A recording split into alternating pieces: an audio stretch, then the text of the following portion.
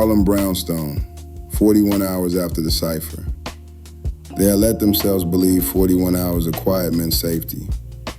The rain had finally stopped. The brownstone smelled of wet brick, old coffee, and the copper tang of ozone that never quite left the air after the awakening. Michael was asleep on the couch, chest rising slow, gold script flickering across his throat with every exhale. Rosemarie sat in the kitchen grinding allspice and gunpowder root, the pestle scraping stone in a rhythm older than the city. Nia and Lily were upstairs, comparing glow patterns like teens showing off their first tattoos, their soft laughter drifting down the stairwell like smoke. Nia, look, they glow so beautifully. They're so similar, it's like they're connected. I feel so safe with you. Me too, Lily, always. Tyreek had claimed the front porch steps, hoodie up, scrolling beats, pretending he wasn't counting heartbeats until the next shoe dropped. The shoe dropped at 3:17 a.m. Every street lamp on the block snapped from warm sodium orange to surgical white, then blinked 3 short, 3 long, 3 short. The temperature inside the house plunged 10 degrees in a heartbeat. Frost spiderwebbed across the inside of the windows. Nia felt it first, a sudden, vicious pressure behind her sternum, like someone had just yanked the current backward through her veins. She was halfway down the stairs when the windows detonated. Glass became 1,000 perfect squares that hung in the air, glittering, humming, then fell in a single crystalline sheet that hit the floor with the sound of 1,000,000 wind chimes dying at once. 6 figures in matte black armor stepped through the glittering rain without a sound. Their suits swallowed light.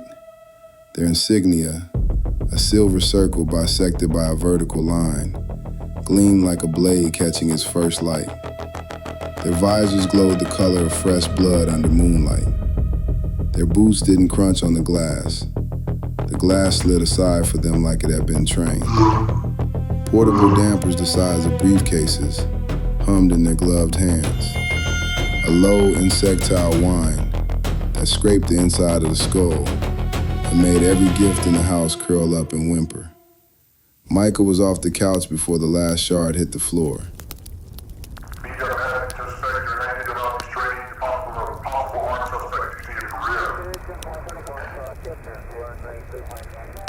The air around him tasted of ozone and subway steel. Wrong house, motherfuckers.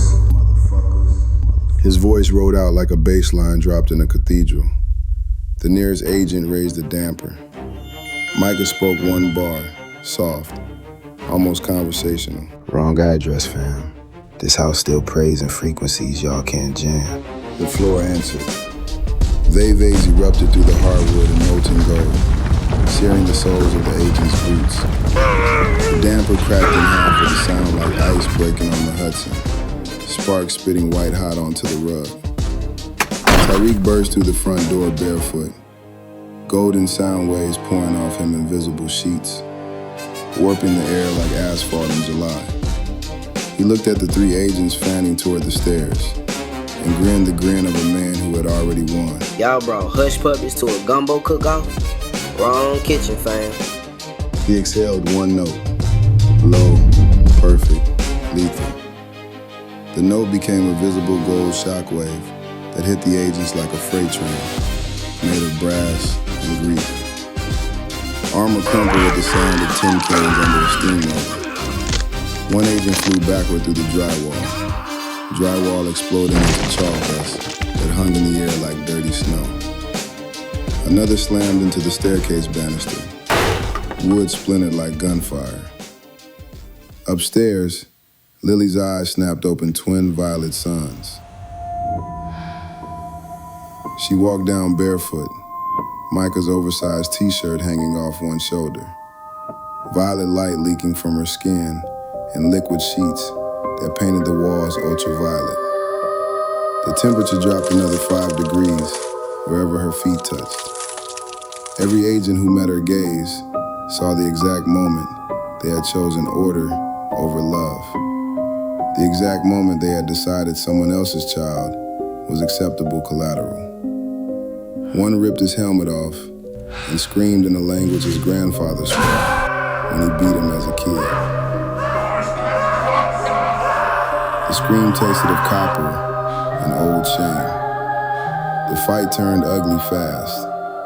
A flashbang rolled across the floor, hissing white.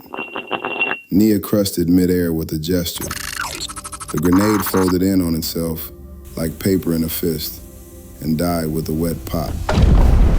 Micah took a rifle butt to the ribs, felt bone crack like green wood, went down hard, came up spitting blood that sizzled gold when it hit the floorboards, and kept rapping. Y'all breached the threshold where the ancestors still hold court. Every brick in this brownstone, baptized in blood, they couldn't export. You thought dampers could muzzle the pulse of a million erased names, but the current runs deeper than circuits, deeper than chains. Harlem, holy ground, every sidewalk a scripture in concrete, every scar on these walls a sermon the state couldn't delete. The supremacy coded in fear, fragile as glass in a hailstorm. I recaught a taser to the chest, convulsed, smelled his own hair burning, stayed on his feet through sheer spite, voice cracking like thunder over the 9th Ward. Truth vibrates higher. The agent holding the taser dropped, weeping, the smell of burnt plastic and tears filling the room. Rosemarie stepped out of the kitchen holding nothing but a wooden spoon in 17 centuries of bad mood. Green beads ignited across her skin, crawling like living kudzu, smelling of river mud and gunpowder and chicory. She looked at the last two agents still standing and spoke in Creole so old the walls understood it better than English. Pas jamais entrer dans kay moi sans permission. Never enter my house without permission, the brownstone answered. Every vive Rosemarie had ever drawn in chalk, in blood, in tears, in rage, flared to life at once. Green gold fire raced across floor, ceiling, walls, tasting of hurricane salt and baptismal water. The damper screamed and died with the sound of tearing metal.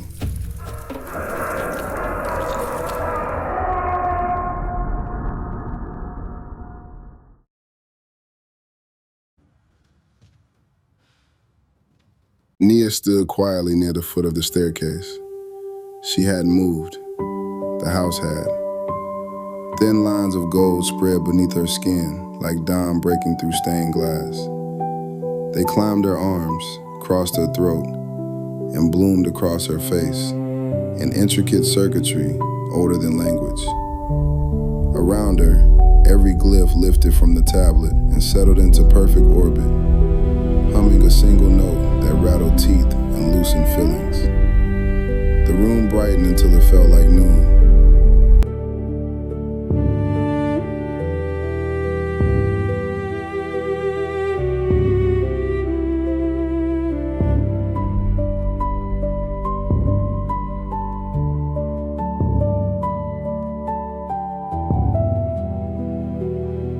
Y'all picked the wrong house. She raised one hand. Every remaining damper on the block detonated in a chain reaction of gold fire that lit the sky like sunrise at 3:17 a.m. The concussion rattling windows 3 blocks away.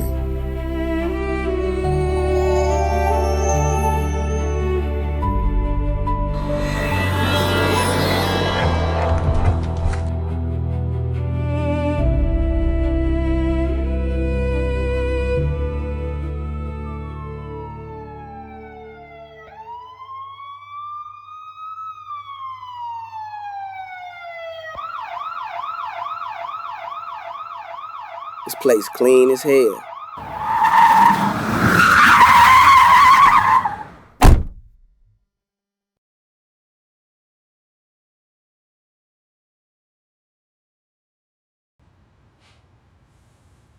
Nope.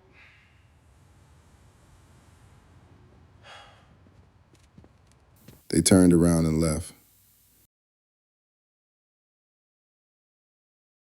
Told y'all. Run. Damn. House. The blood remembered.